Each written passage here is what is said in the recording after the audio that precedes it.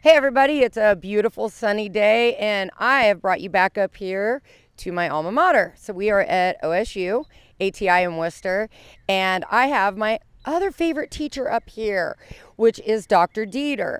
I had her in class and I said, you know, I really want to show everybody what they're missing. And so today what we're going to do is we're going to take a tour of 4 different gardens up here. And this is just barely tipping the iceberg here. They have so much that you guys can come up and walk around and view. But today we're going to bring you 4 of them.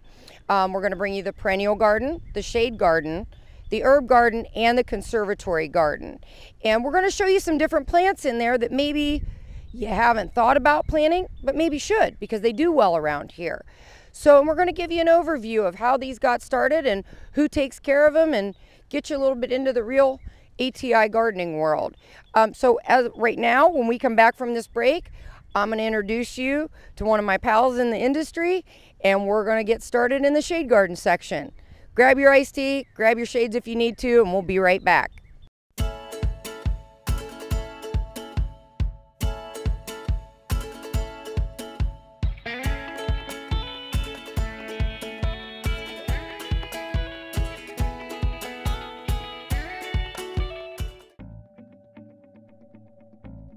As a parent, we always want what's best for our child. In the case of one child, it may be going off to college. In another case, staying home and going to college. And yet, in other cases, it could be going right into the workforce. But how will they have the skills to do that? Buckeye Career Center has been the answer for one of our daughters. She's learning to do things with her hands that are going to be very valuable for her in the workplace. And we're excited we have Buckeye to thank for that. Adults who return to Buckeye Career Center to continue their education usually have one goal in mind. They want the opportunity for a better job. The fact is, adult education programs at Buckeye Career Center are less expensive and provide greater opportunities for job placement following graduation. It's your future. Get the facts. Buckeye Career Center. We put people to work. Find out more about your future at buckeyecareercenter.org. Well, I woke up to the sound of silence and cars. We're cutting like knives in a fist fight. And I found you with a tear in your eye, your head in the curtains and heart like the 4th of July. You swore and said, we are not shining stars. This I know, I never said we are. If you're lost and alone, or you're sinking like a stone, carry on. May your past be the sound of your feet on the ground. Carry on. Carry on, carry on. We are shining stars. Carry on, carry on. We are who we are.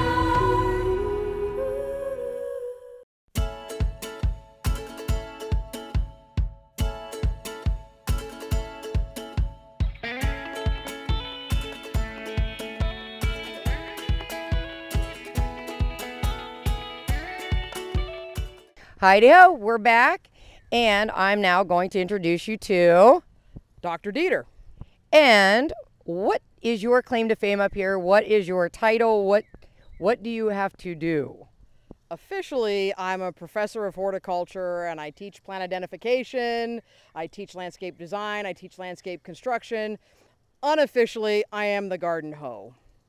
Yes, and that is honestly, I never saw anything funnier in my life when I actually followed her out of the parking lot one day. That is her actual license plate. It's great. And again, you have to have a little bit of a sense of humor in this industry. Today, we're going to, today, now the first garden that is behind us that you're going to see is This is the shade garden area. Some people call it the picnic grove because in the summertime we'll put a few picnic tables out here and people can come and enjoy their lunch. But it's to give people an idea of what things they can grow in the shade, some common, some not so common. And that's something we're going to go over here. And again, we're going to go into the perennial garden, correct? Yes. And that's going to have all different kinds of perennials in the perennial garden. It is a teaching and learning garden, so we don't necessarily design from a this has to look fantastic all the time perspective. We want the kids to see single samples of things. We want kids to see the problems. We want them to see everything that goes on in gardening. So you'll see again some common, very plants that you'd see at any garden center. You might find a few things that are a little more challenging to grow, and you'll see the challenges of growing them, because we have the same challenges here that any gardener in Ohio is going to have. Which I know you guys out there, my viewers, I know you guys are like me and you like the different and unique. So hopefully we're going to be able to show you some of this. And then the third garden, or one of the gardens we're going to go to out of the four, is the herb garden. The herb garden. The herb garden is different because in the last few years we've had a lot of construction projects occur in the herb garden. We've completely replaced where the plants were, so we took out pathways and added plants where there were pathways, so that's caused a lot of soil challenges with compaction and waterlogging. We have added more herb plants. We've done a lot of things in containers. So it'll show folks different ways of growing things. Some of these plants are very, very aggressive plants, and we have to find unique ways of controlling them. But it's a fantastic way to incorporate herbs with your annuals and your perennials and your shrubs. So you'll see more of a mixed border, even though we call it an herb garden. And you'll see a lot of projects that the kids have worked on in the last few years. All of the hardscaping has been built by the students in the last 10 or 12 years. And that's probably through your landscape. That's through our kids. Landscape construction classes, yes. Yep. Yes. I didn't get to take those. I probably should have, but I missed the mark on those. We And can change your grades and force you to come back. oh gosh, no, no. Although I still, there's some new classes and I'm like, maybe I'll Welcome to come up and back anytime, you know it. I know, and I may do that just to jump in and get some more insight on stuff, because you can never stop learning. To me, in this industry, you can never stop Well, learning. that's the best part about this industry. There's always somebody who knows something, who's grown something that you've done it, you haven't done it, or they've done it in a way that you've never done before. There's always something to learn. I have a PhD in horticulture. I'm always learning, always learning. That's the way I feel too. And then the last garden we're going to look at is the conservatory garden, correct? Correct. The conservatory, on the outside of the conservatory, is where we do all of our annual displays, and every year we select a different theme to try to give visitors an idea of some of the things that they can do, so they're not always having to use the same old plants in the same old way every single year. Yes. So for some of you guys that I see every year that come in and get your plants, we are going to stop with the red geraniums and the vinca vine every year. And we are going to stop with the multiple flats of impatiens or petunias. We're going to try to give you some ideas how to change it up. We're going to broaden your horizons a little bit here today.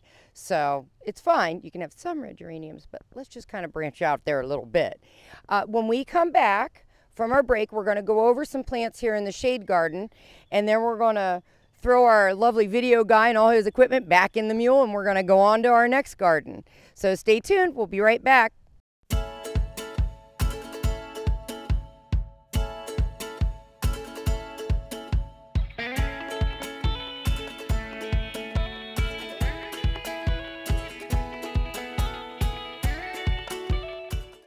WJER and TV2 would like to introduce you to a new website, WJERTV2.com, where you can watch exciting high school football, soccer, and volleyball replays from TV2 Sports on your home computer, smartphone, or tablet.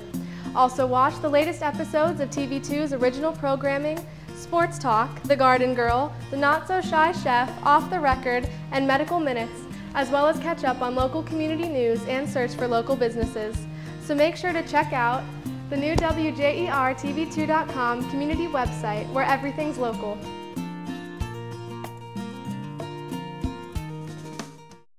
I'm John Maselli, and I would like to welcome you to the Sunnyside Store restaurant.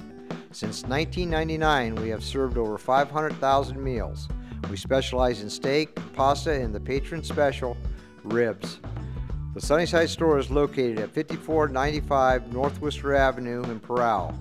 Hours are Monday through Friday, 11 a.m. to 10 p.m. Sunday, we open at 9 a.m. for breakfast. For more information or to schedule an event in the banquet room for groups of 40 or smaller, call 330-364-5474. This is John Maselli inviting you to the Sunnyside Store restaurant.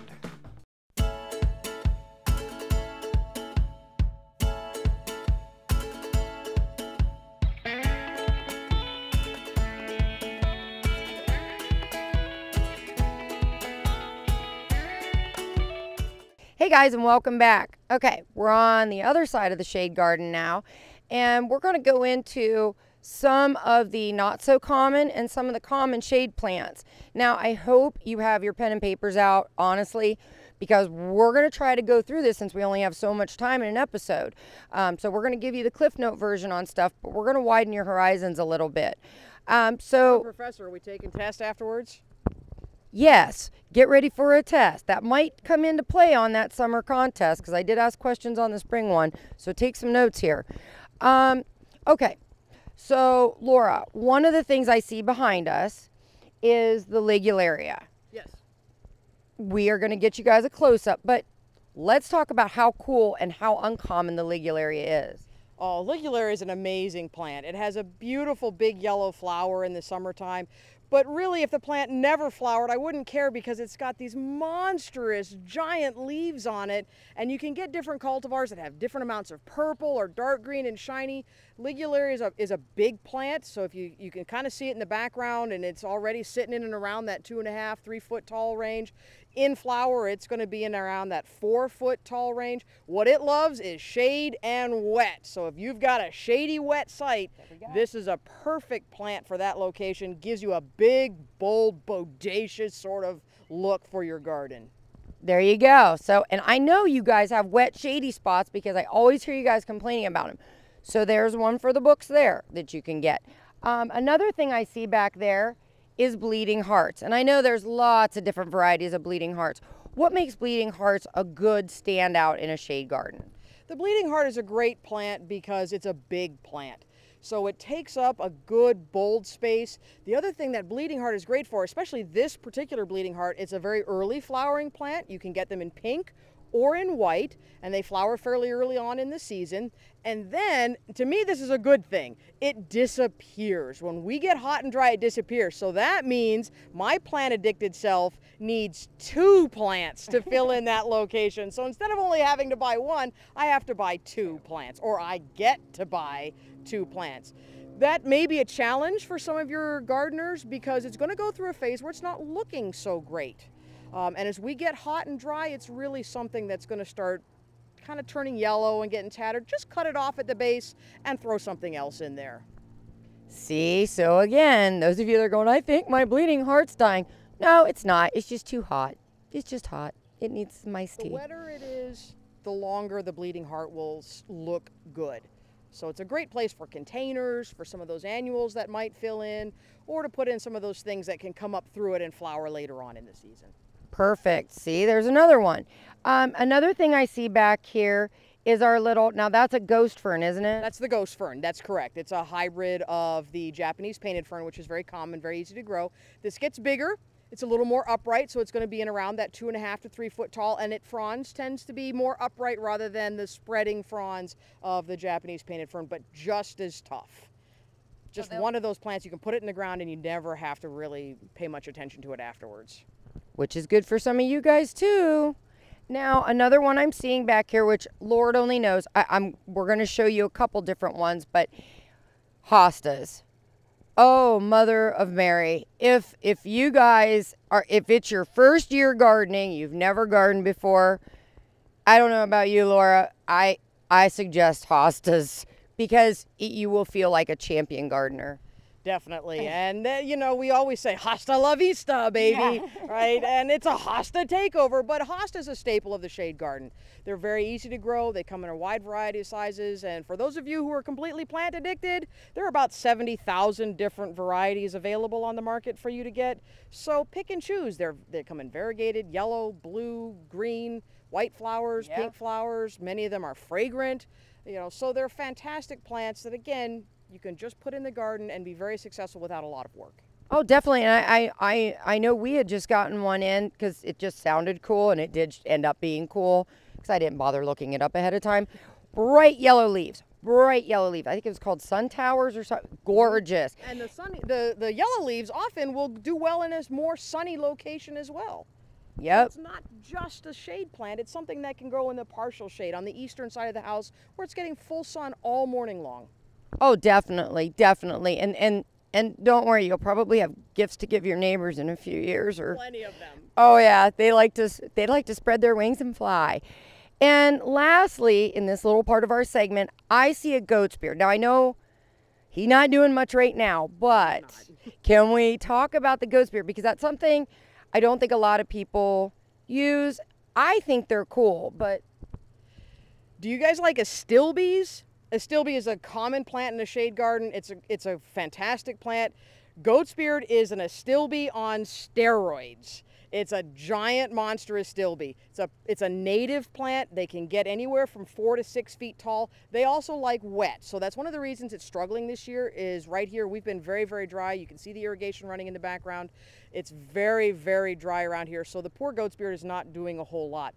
The other cool thing about goat's beard is they're actually dioecious, which for those of you who are not horticulturists, we need definitions here. We need definitions. Dioecious means that there are either male plants or female plants. So when you go to the garden centers, go when the plants are flowering in the spring because the male plants are showier than the female plants. And their flowers are larger, they have more parts. I didn't say they were bigger parts, I just said they were more parts. Exactly. Right. But it's a fantastic large plant for the back of the shade garden, and it really does look like a giant astilbe on steroids. I like them. I know a lot of you guys. I'd love to see some of you guys in our area try them. We're going to cut to a break. When we come back, we're going to go through a couple more plants here for you, and then we're going to jump over to another garden. So stay tuned. And don't forget, if you forgot your pen and paper and you're like, oh gosh, I'm going to try to remember this, go get it now. See you in a minute.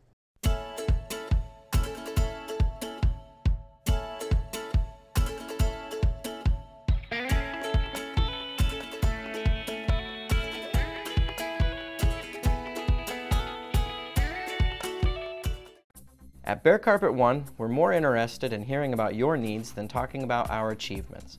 Here you will find the best selection of floor covering in the region. Currently we are featuring Lee's Carpet. They have been producing carpet since 1846 and still offer the same quality that has made them famous. Visit our storefront located in Sugar Creek next to McDonald's for our store-wide sale from September 5th through September 13th with special financing. Bear Carpet One, where beautiful is made affordable. Hi, I'm 1450 WJER's Bill Morgan, inviting you to join me on television Wednesday evenings at 7 and Friday afternoons at 5 for TV2 Sports Talk. Sports Talk is your weekly look inside high school football, volleyball, soccer, and more. Look for guest appearances from your favorite area coaches and players. TV2 Sports Talk, Wednesday evenings at 7 and Friday afternoons at 5 on DMG Channel 2 on Time Warner Cable.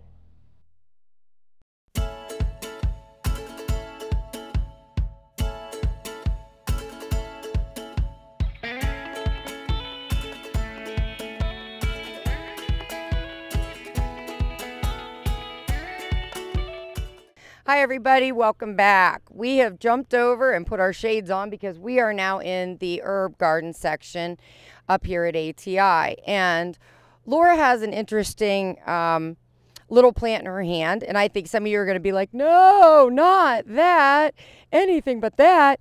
We're going to tell you why this is actually a very useful plant and why you shouldn't be so apt to rip it out. Well, maybe some of it, but not all of it. So, Laura, what do you have in your hands there? This is lamb's ear, and lamb's ear is a very maligned plant because it can be a bit of a thug, right? It does have a bit of an aggressive tendency. If you look behind us, you'll see it's filled in quite vigorously.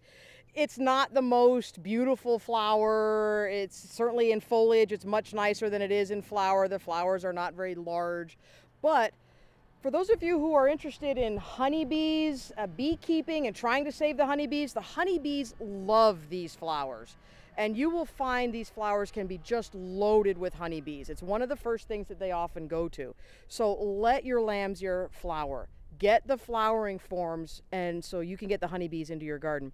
The other thing is, even if you have the non-flowering form already, it's a great plant for horticultural therapy. You'll find yourself outside just petting and whiling away the hours, just petting the plant. But it's also an herbal plant. It has this herbal history to it. It is a natural antibiotic, so if you find yourself outside and you get cut, you can rip off the leaves of the lamb's ear, use it as a natural Band-Aid. It's a natural antibiotic and a natural antiseptic, plus it's very absorbent. So it's a great first aid kit if you can't get in to wash a cut right away. So don't rip it all out. Leave a little patch of lamb's ear because it's a great tough plant for that hot, dry area. Fantastic ground cover, and it's got those herbal properties to it. Well, not to mention, I don't think a lot of our deer and stuff really care for it either because of the texture, do they? Doesn't it kind of keep some of our critters away? If you're having, which I know everybody in T County likes to feed our deer. Thanks, everybody, for feeding the deer, making them come up to my deck.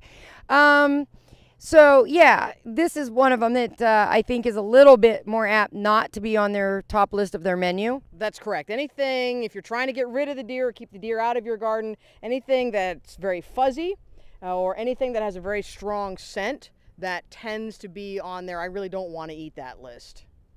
And thorns. Thorns never help. They just don't care for those either very much. Fan of thorns either. No, no. And behind us, you are going to see some scented geraniums, and they're, I don't know, I mean, everybody's been using the scented geraniums for the mosquito repellent planters. I know those have been huge. But what do you like about the scented geraniums? I just like them because they're different. I love the foliage. You've got these wonderful textures of the foliage. You can get some that have more of a typical annual geranium leaf with that rounded leaf. They're all very, very fuzzy. They tend to be sold by scent. So when you get a garden center that has a lot of them, you can find rose and chocolate and coffee and tea and pineapple and apple and mint and spearmint. There's all different kinds of them. So experiment with them, and they have different leaves, some with the small, tiny leaves. They actually are a perennial. They're not hardy for us through our winters, but you can put them in a container and bring them inside and treat them as a houseplant through the winter. See, there's another one you guys can try. I know also behind us, there is some rosemary in these beautiful terracotta containers. Rosemary, I like the smell of rosemary. I know a lot of people have issues growing it. They kill it.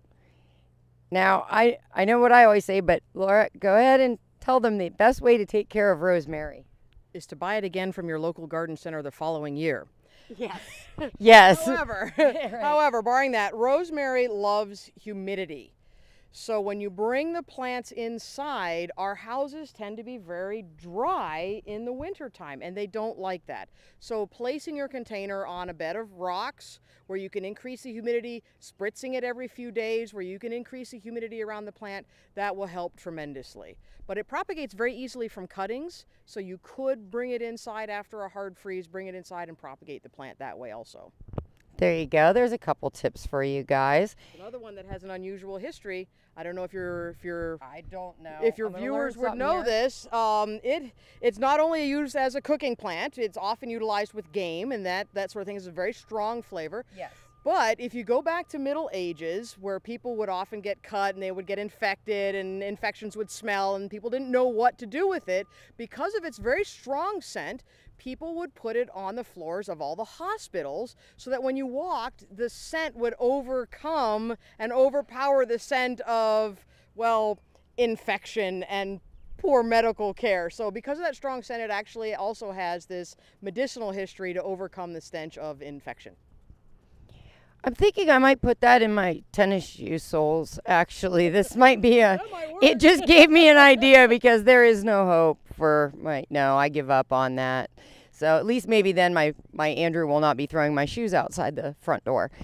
Good. Well, now I learned more stuff today. So when we come back, we're going to jump again, and next we're going to go over to the perennial garden in the sun. The first one we were at was shade. Now we're going to go over in the sun. So stay tuned. You're going to learn some more cool stuff. See you back in a minute.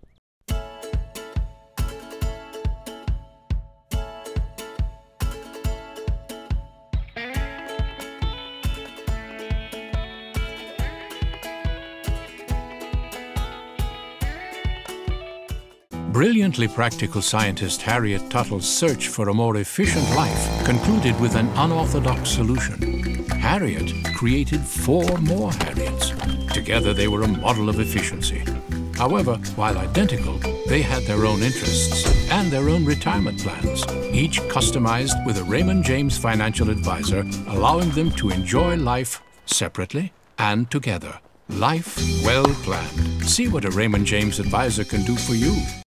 We're always looking for better ways to do things, but with some banks, better for them isn't always better for you. You've reached Megabank. Press 1 to hear your current balance. Press 2 to hear these options again. Introducing free Kasasa checking. When you do stuff for us, like swipe your debit card or get e-statements, we make it even better for you with cash back and refunds on ATM fees. Kasasa, carried locally at First Federal Community Bank. Do you, Kasasa?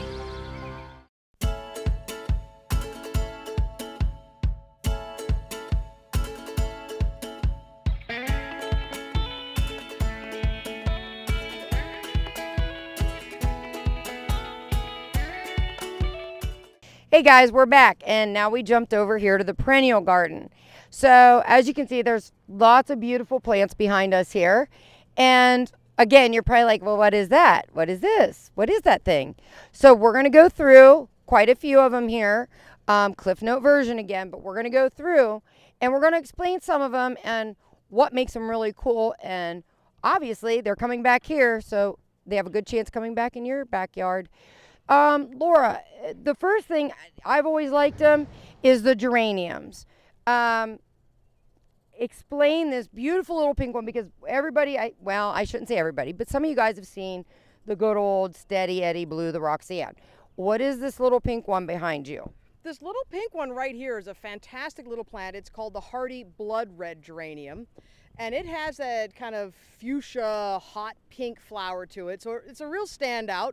It has a very long flowering period, unlike the Roseanne and those ones that really have a huge display of flowers. This one will sporadically flower throughout most of the summer, but again, the display comes in the fall when the foliage turns red. That's why it's called blood red geranium. It will grow in sun, it will grow in shade. You can see it's a little bit shorter, a little more compact, fantastic as well in a container. Good. So see, there's a nice one that you can keep under control.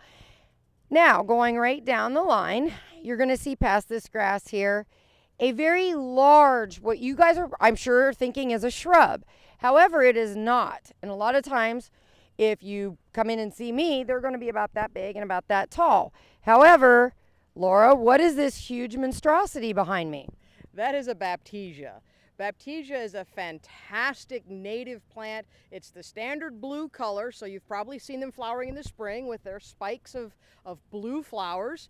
And then they get the unusual bean pod. It is in the bean family, and that means it can grow in a wide variety of just tough Ohio soils. It's adapted to this area, but what the cool thing about this particular individual is that is one plant. It is easily 4.5, 5 feet tall. It's probably 7 or 8 feet wide.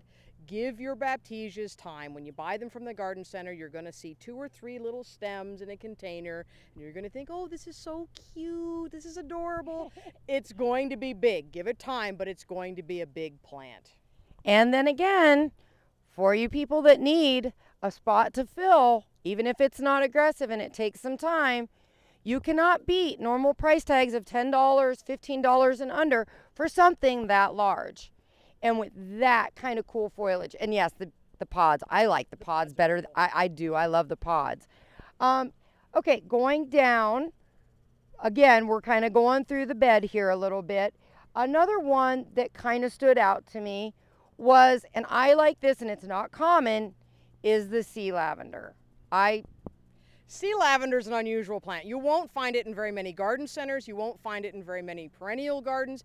People are unaware of it unless you spend time at a florist shop, because it's the little purple flowers that are often utilized to fill in for arrangements.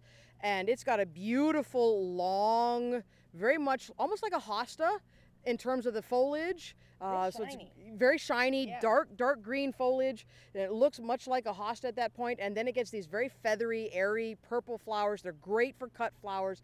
If you've got viewers who are into pressing and drying things, they hold their color really well, and it's extremely salt tolerant. It's called sea lavender for a reason, because it's very salt tolerant plant. So for those of you who might have gardens along a driveway or a sidewalk, it's a fantastic plant for that location as well. There you go. There's another pretty one for the books. And then the other one that I kind of wanted to talk about real quick is this beautiful little poof ball, as some of you would call it, a big poof ball of green. This is Amsonia. And what is the great thing about Amsonia? Oh my gosh, what isn't a great thing about Amsonia? It's one of those plants that it's a 2 thumbs up sort of plant. There's hardly anything bad to say about it. If I'm going to say something bad about the plant, is that when it's in flower, it's kind of meh. It's a decent flower, it's a nice flower, it's a kind of a light blue jean, steel blue flower in the springtime, but you're gonna walk past these little star-shaped flowers, and there's not gonna be hundreds of them, and you're gonna go, oh, okay. And you're gonna wonder why you bought it. And then come September, October, it will look like a nuclear bomb went off in your garden, because it's gonna turn bright orange and yellow. It's got the best fall color, and you're gonna realize that's why you bought the plant. Not for the flowers, which are cool, but you bought it for the nuclear explosion of color at the end of the season. We don't think of our perennials as having fall color. This one is consistent, it's reliable, it's great fall color, it's native, highly adapted to our conditions, loves it hot and dry. There you go, guys. See, again. So now you've got the geranium, the bloodgood, and you have the Amsonia. So not only do you get that green, and that's why I like the Amsonia for anything, is the foliage. The fall color is what makes that plant absolutely a 5-star perennial in my books. And lastly, I know we're running short on time. I wanted to point out right behind me here, behind my back, in this full, beautiful sun, is an astilbe growing.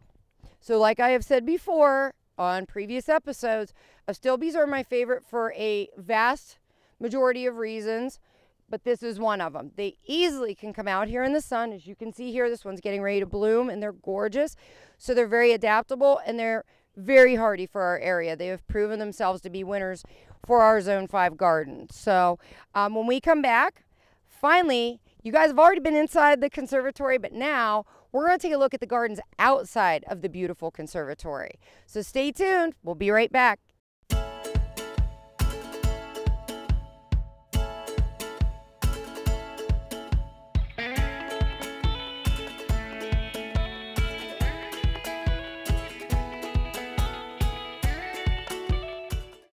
WJER and TV2 would like to introduce you to a new website, WJERTV2.com, where you can watch exciting high school football, soccer, and volleyball replays from TV2 Sports on your home computer, smartphone, or tablet.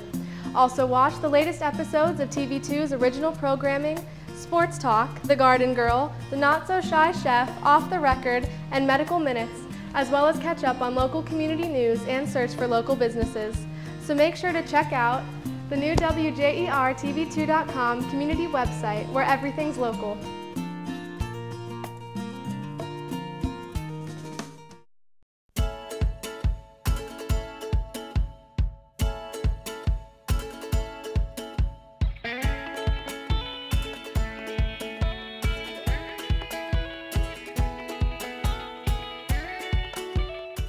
Well, hey guys, this is our last segment, our last garden. And we are here. Now you guys saw the inside of the conservatory, but this is what it looks like in the summer when they have that whitewash put on, like Dr. Bob explained. And this is the themed conservatory garden. Now, Laura, what is the theme this year? This year's theme is stained glass and shapes. So as the gardens fill in, it should ultimately look like all the annuals are planted in different shapes, squares and triangles and circles and different patterns, so that ultimately it's going to look like a stained glass window. Sure. We do a different theme every year, and we always get together and talk about what's the theme this year, what should we do, and we're already having discussions about what we're going to do next year. And you'll notice that there's probably not a lot of annuals that are very unusual. They're things that anybody should be able to get at your local garden center. Yeah. So what we're trying to do is show people that you can do different things every year, maybe try a few new annuals and try a different theme, and you don't have to just keep planting the same old plants in the same old pattern every single time. So we always do a different theme every year. And again, it's a good thing to, like you said, trying new annuals, because technically in reality, one, it's an annual. So by the time, regardless, I have my coleus and stuff in October, I know most of you guys are like ripping stuff out of containers and ripping stuff out of gardens because you just have to have your mums in by Labor Day. So, hey, whatever knocks you out. But when it comes to annuals, a lot of things aren't that picky. I mean, do we not have begonias growing in the sun? And they don't have to last that long. Even if they are that picky, you just have to get them through the growing season. Right. So if you get 3 or 4 months out of them, I think you've gotten your money's worth out of them. And if you can get a different theme, a different display every year, I'm not saying you have to try 100% new annuals every single season. If you love the red geraniums, get some red geraniums, but throw in some black petunias with them. Or, you know, if you haven't tried an alyssum, try an alyssum. Try something different. Or try planting the same things in a slightly different pattern next year.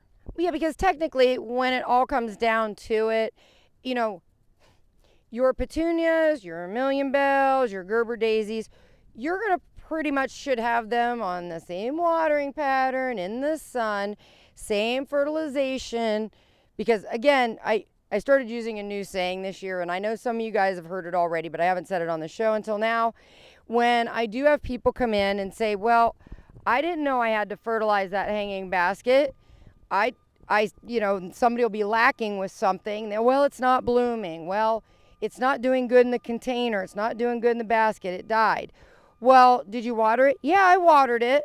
Okay. Did you feed it? No. I said, well,